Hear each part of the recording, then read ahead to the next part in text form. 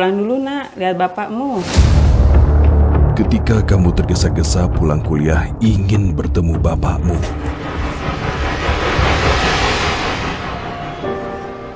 tiba-tiba kamu melihat ini. Seketika itu juga, kamu terkulai lemas tak berdaya.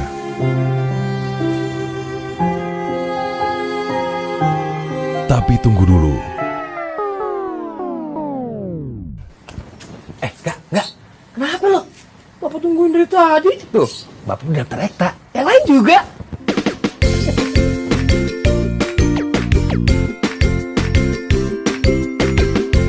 Ternyata bapakmu masuk Golkar, men. Nomor urut 4, Partai Politik peserta pemilu tahun 2024, Partai Golkar atau Golongan Karya.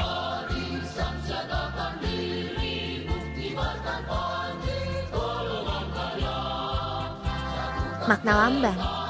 Pohon beringin bermakna melindungi, yang berarti Partai Golkar memberi perlindungan bagi rakyat Indonesia. Perisai segi 5 melambangkan ideologi partai, yakni Pancasila. Warna putih pada perisai bermakna kesucian. 17 bunga kapas, 8 akar gantung pada beringin, dan 45 butir padi melambangkan Hari Kemerdekaan Indonesia. 17 Agustus tahun 1945. Warna dasar kuning bermakna kejayaan. Sedangkan padi dan kapas merupakan lambang kesejahteraan sosial untuk rakyat Indonesia. Tujuan, tugas pokok, dan fungsi Partai Golkar. Tujuan dibentuknya Partai Golkar tertuang dalam pasal 7AD atau ART Partai. Sedangkan tugas pokok dan fungsi tertuang dalam pasal 8 dan ke-9. Secara garis besar, semuanya berlandaskan pada Pancasila dan Undang-Undang Dasar 1945. Visi Partai Golkar, terwujudnya masyarakat Indonesia yang bersatu, berdaulat, maju, modern, damai, adil, makmur, beriman dan berakhlak mulia, berkesadaran hukum dan lingkungan, menguasai ilmu pengetahuan dan teknologi, dan bermartabat dalam pergaulan dunia. Misi Partai Golkar, salah satu di antaranya, menegaskan, mengamankan, dan mempertahankan Pancasila sebagai dasar negara dan ideologi bangsa demi memperkokoh negara kesatuan Republik Indonesia.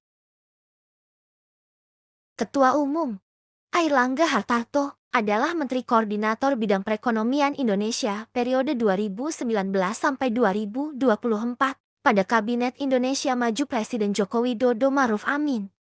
Sekretaris Jenderal Lodewijk Fredrik Polles, mantan perwira tinggi militer Indonesia yang berasal dari TNI Angkatan Darat. Ia adalah Danjen Kopassus ke-24. Bendahara Umum Dito Ganinduto, pengusaha sekaligus anggota DPR RI sejak tahun 2004 dari Dapil Jawa Tengah 8. Sejarah.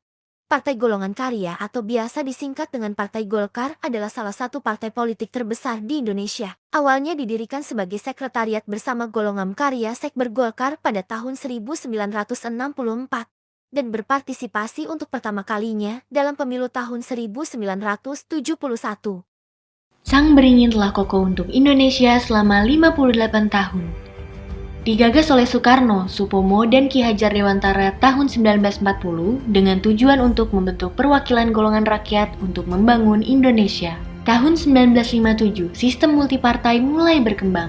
Ini mengawali Golkar dengan nama organisasi, golongan fungsional, namun bukan menjadi sebuah partai. Di akhir masa pemerintahan Soekarno, pada tanggal 20 Oktober 1964, akhirnya golongan fungsional menjadi sekretariat bersama Golongan Karya yang didirikan oleh Bapak Soeharto dan Soehardiman, yang terdiri dari berbagai kalangan rakyat Indonesia mulai dari golongan buruh, petani, pemuda, wanita, hingga ulama, dengan 3 organisasi besar, Kosgoro, MKGR, dan Soksi.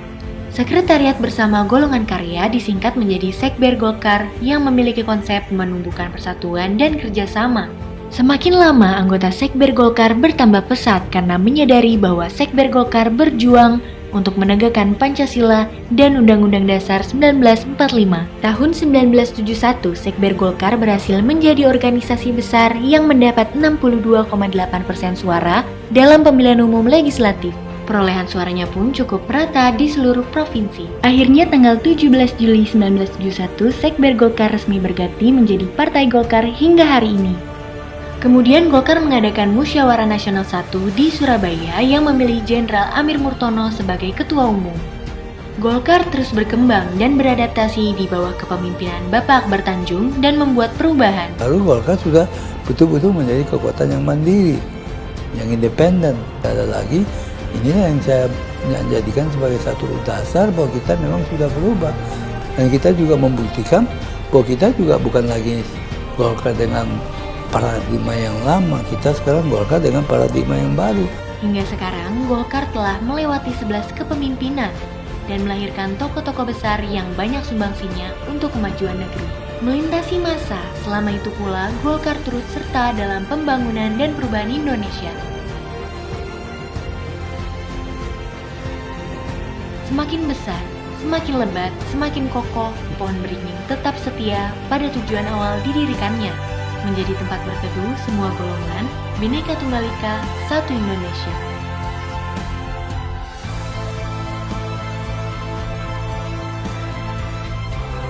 Dirgahayu Golkar 58 tahun yang akan terus berjuang memberdayakan masyarakat, mendorong terwujudnya suara rakyat untuk Indonesia sejahtera. Golkar senantiasa mengamalkan dan mengawal Pancasila dan Undang-Undang Dasar 1945.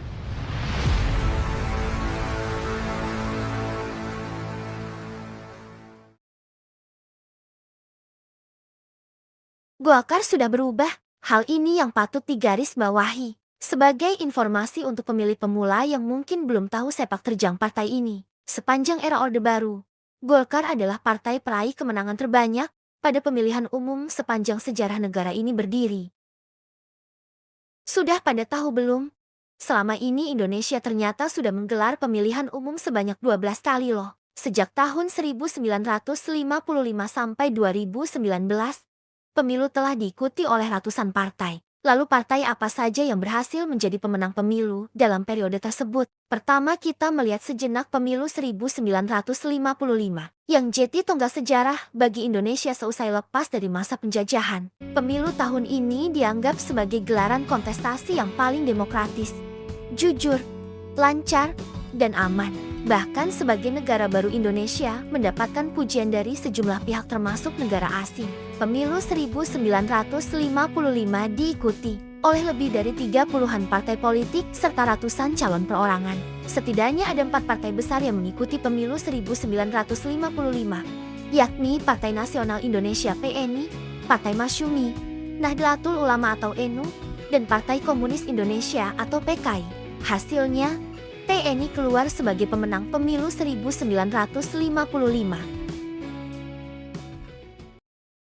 Pemilu kembali digelar saat era Orde Baru pada tahun 1971.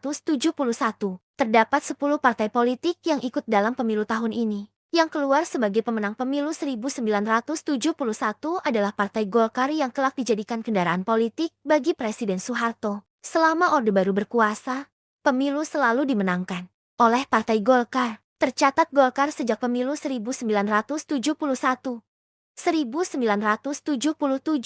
1982, 1987, 1997, 1992, hingga 1997 selalu keluar jadi pemenang. Hal ini terjadi karena muncul indikasi kecurangan. Satu di antaranya adalah pelibatan pegawai negeri sipil dalam kampanye dan pemungutan suara. Setelah Orde Baru tumbang pada 1998, pemilu digelar pada 1999 yang diikuti oleh 48 partai politik. Pemilu tahun tersebut menjadi gelaran yang paling banyak pesertanya. Pemenang pemilu tahun 1999 adalah PDI Perjuangan. Berlanjut pada pemilu 2004 yang juga jadi tahun pertama Pilpres diikuti oleh rakyat. Tahun ini, Golkar kembali merebut tahtanya dari PDI Perjuangan. Kemudian pemilu 2009, Partai Demokrat terpilih jadi pemenang. Berlanjut pada pemilu 2014 dan 2019 yang sama-sama dimenangkan oleh PDIP. Adapun pemilu selanjutnya akan digelar pada 14 bulan Februari tahun 2024. Selama Orde Baru, Golkar sangat perkasa ya. Berikut data perolehan suaranya. Tercatat Golkar selalu menang mutlak di setiap pemilu. Setelah reformasi, Golkar baru sempat menang sekali di 2004 dan pada pemilu terakhir, 2019 Golkar finish di urutan kedua dengan perolehan 12,31% suara nasional.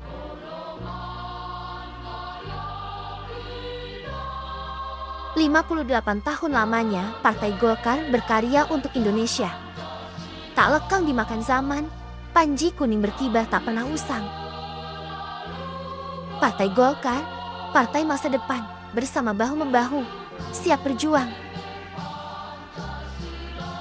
58 tahun Partai Golkar, maju terus menuju Indonesia gemilang. Partai Golkar bertekad, bersatu untuk menang. Cinta bangsa.